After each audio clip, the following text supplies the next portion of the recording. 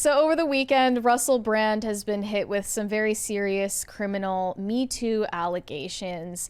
And the first thing he did was go to Twitter and make a video responding to it. And he has adamantly denied all criminal wrongdoing. And he says, yes, I had a very promiscuous past, but everything I did was wholly consensual. And he also, at least his legal team, says they have proof to the contrary, that they have counter proof against all of these claims. Accusers. So there are like 5 accusers, right? Yes. 4 of them were included in this investigation that's over a year in the making. 4 out of 5 are anonymous. The one who is not anonymous is Jordan Martin, and that was from 2007. Mm-hmm. So this investigation was done by Channel 4, Sunday Times, and I believe The Times. Yes.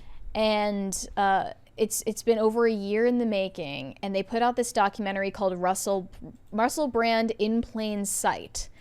And he's really, not as famous as he used to be, which is why this is kind of surprising. He's not really a mainstream star anymore, but what he's found more success in doing is YouTube. Yeah. He's sort of a culture war-esque commentator. The last movie I saw him in was Death on the He's Nile, not- and that was from 2021. Yeah, and like that was filmed when? Like 2018? 2018 or 2019. Yeah, so it's been a while since he's really been in big productions at this point, and he's had more success talking about Alex Jones and Trump and vaccines and Moderna, Biden and Ukraine and a lot of political topics that you might hear about like on Timcast IRL. Yeah. That's mainly the topics that he covers, like, big pharma, and he's very focused on wellness and stuff like that. And surprisingly, they weren't super biased with dragging him for his political takes in this documentary. They mainly covered what the allegations are. So this is from 2006, spanning all the way to 2013, with 5 different women. One of them being 16 at the time that these allegations occurred. He was a voice in Minions: Rise of Gru. So that was the last thing he did. That's a major, I'm sure that's like a huge opportunity for him. Yeah.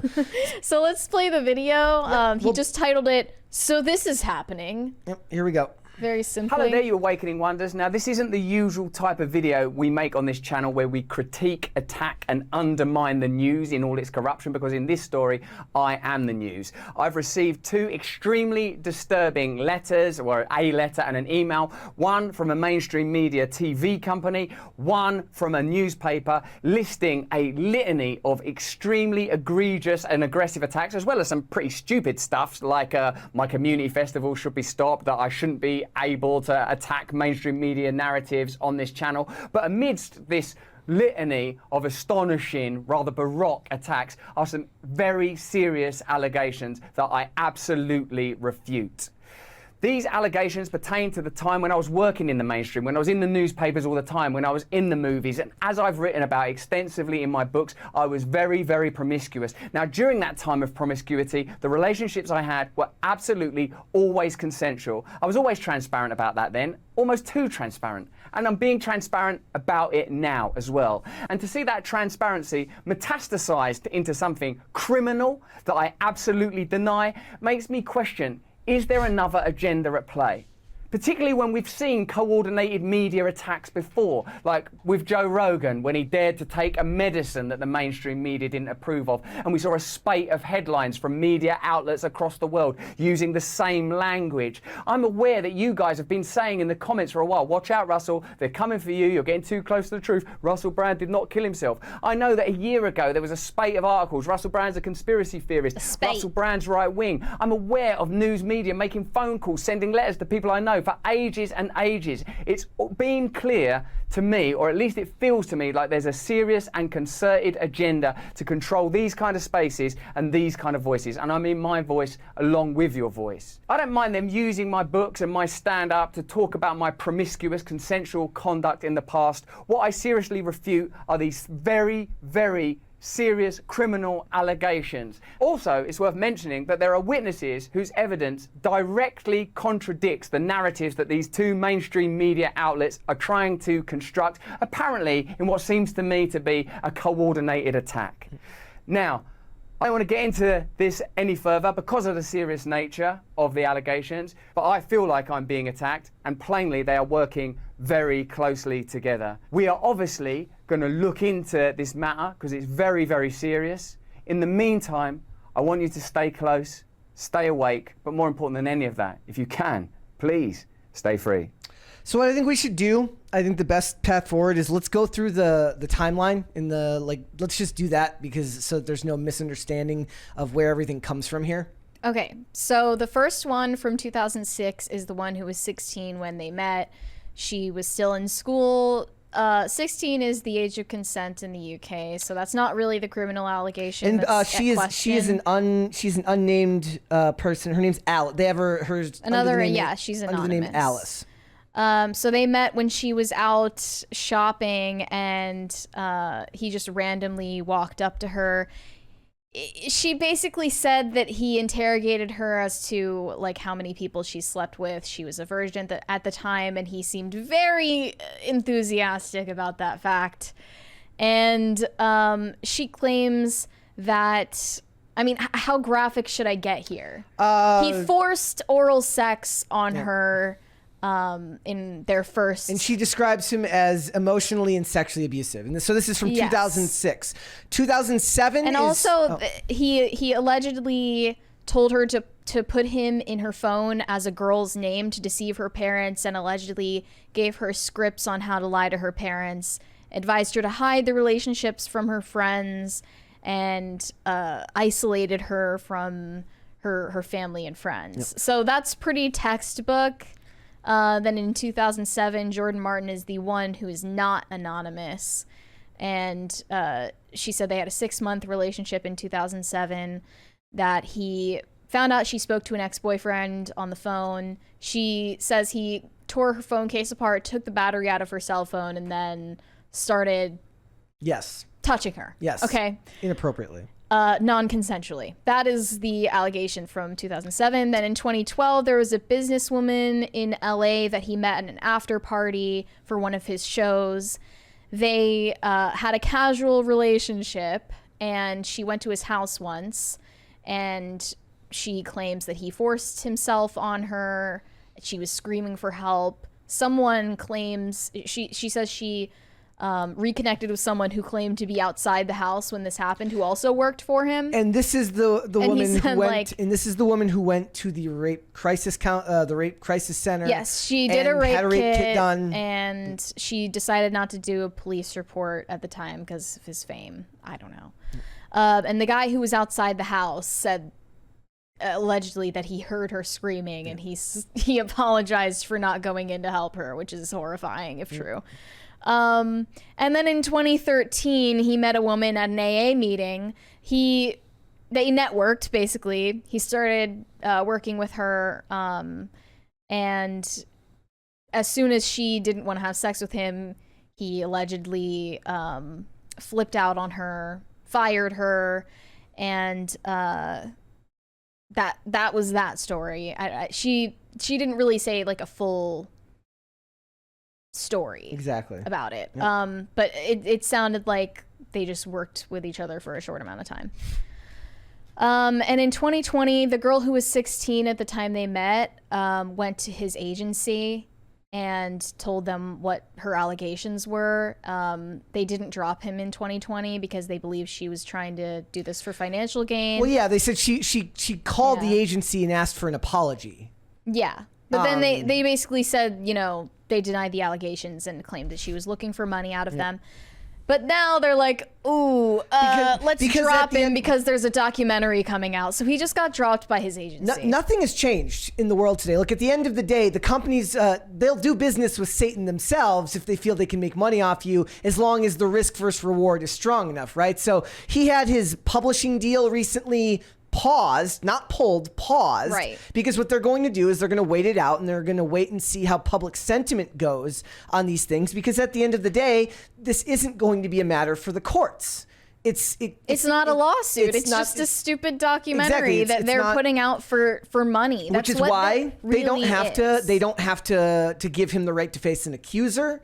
And unfortunately, in these cases, when 4 out of 5 are anonymous, one of the things they kept talking about in the documentary... This wouldn't have been possible without the bravery and the courage of these women. And here's the thing. It does take extreme bravery to come forward, not anonymously, and immediately to the law, to go to actual law enforcement and face this down, knowing that the trauma that you're about to face, having to relive this over and over again, is going to re-traumatize you again and again and again. And that is different than what we're seeing here, which is slandering a man's name without offering any proof other than secondhand allegations and text messages, which, I'm sorry, look unbelievably fake to me.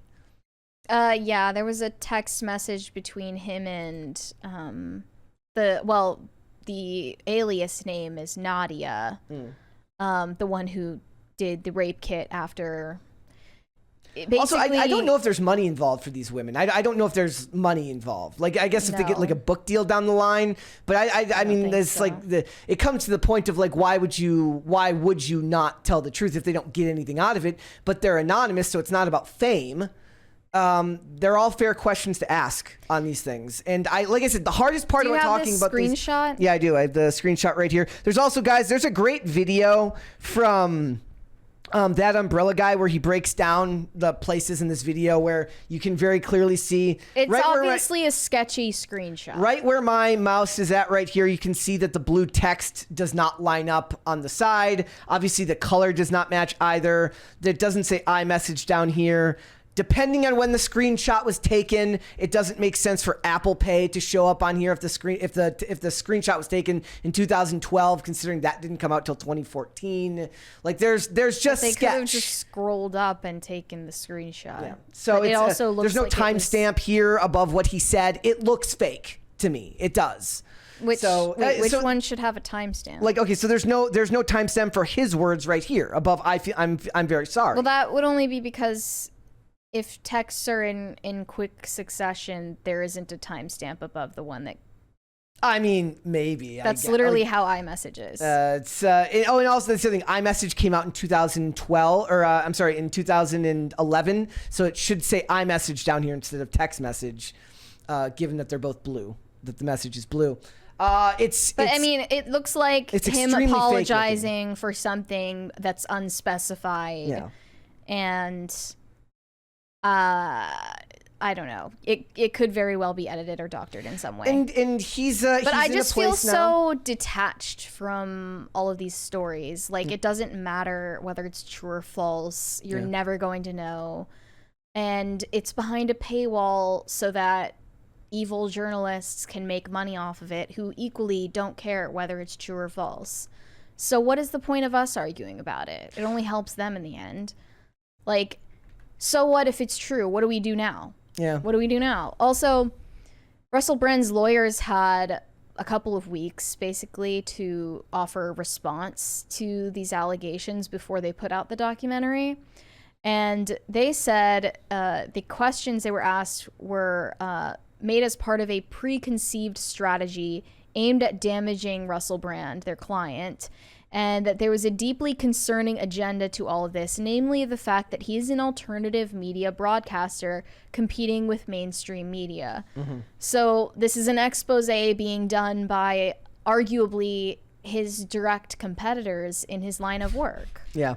And the hard part about that is like, look, the media hasn't done themselves any favors over the last decade and a half by destroying and soiling their own credibility, so that when these stories do come out, people are automatically skeptical, especially when it's somebody who is an alternative media figure who runs very much head on with them, portraying a very, very different side of the world. Like I was actually quite surprised watching that or listening to that they didn't attack his political views more.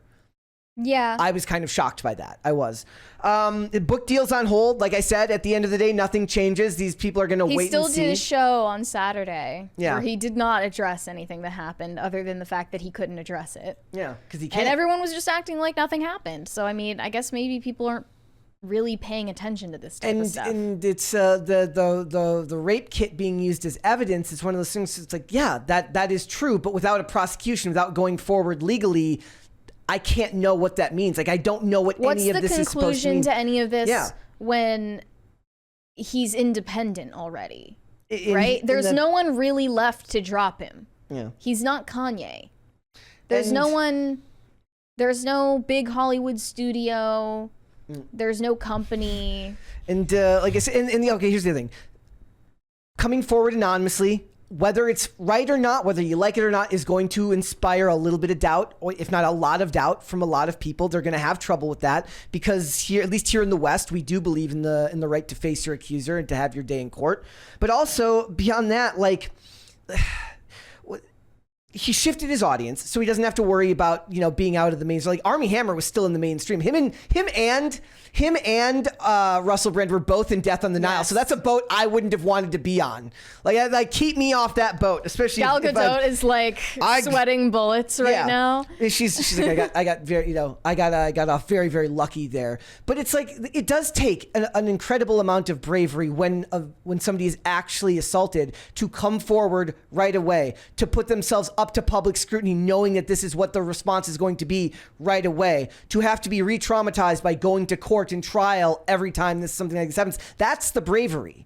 The anonymous allegations is not something that I would label bravery, and I was a little bit frustrated with how much they were kind of elevating that in that piece. I think that journalists cozy up to these alleged victims and have like a friendly relationship with them, where they want to make them feel comfortable revealing all of these things because it's advantageous for their job to get more salacious details.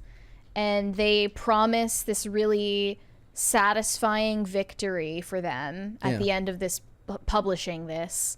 And then when it ends up going out there and it doesn't have the resounding affirmation response that you hoped for, then you're just left thinking like, why did I even go through the trouble? Yeah.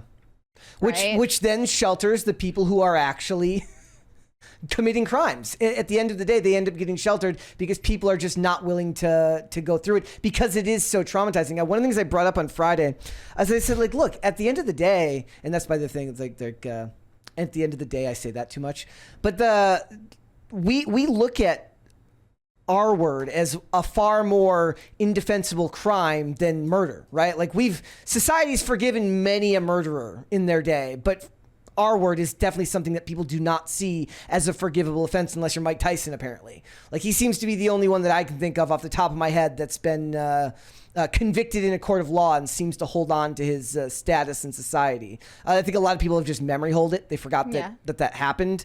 But we don't know what to do because it's all he said, she said. I think that two people can 100% have two opposite interpretations of their interaction that no one else was a part of. Outside of the actual, like, physical force, which should be interpreted that way. Sure. Yeah. Two people can have a totally different interpretation of how their interaction was. Aziz Ansari. I mean, the bad date story. That's just a bad date that had no. Yeah, but that's not how she interpreted physical contact. That's not how she interpreted it, though. But there was no physical contact. Like, that does not. There's no. Yes, there was. No, she said that there was no, like, they didn't even hook up. There was definitely physical contact. Wasn't that the case?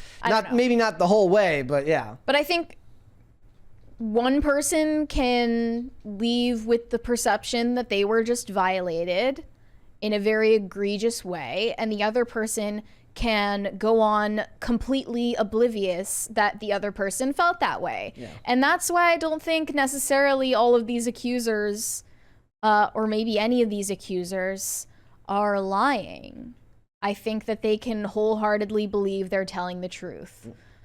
But it's also really none of our business. It doesn't do any of us any good to argue about it. It enters the public consciousness when they go to court. It's not Johnny Depp and Amber Heard. That's what Andy Senior said. He was like, not every woman is Amber Heard. Like, it's not that dramatic and entertaining of a story. It's really not. And I think this happens a lot. Also, my contrarian take that everyone hates about Me Too is that it's really a reckoning for the way we view casual sex and promiscuity and high risk behavior in society. Because in my mind, engaging in high risk casual sex with basically strangers, when you have the option to do so, like Russell Brand did as this big star, you're gonna end up in situations with people you shouldn't trust, who might have ulterior motives, who might want to take you down, who want to hurt your reputation, or later on reinterpret events for their own personal gain. The big scary. That's the scary thing, right? So these people's behavior 10 years ago, which a lot of them considered to be perfectly fine, is now being reinterpreted because people are now looking at dates differently.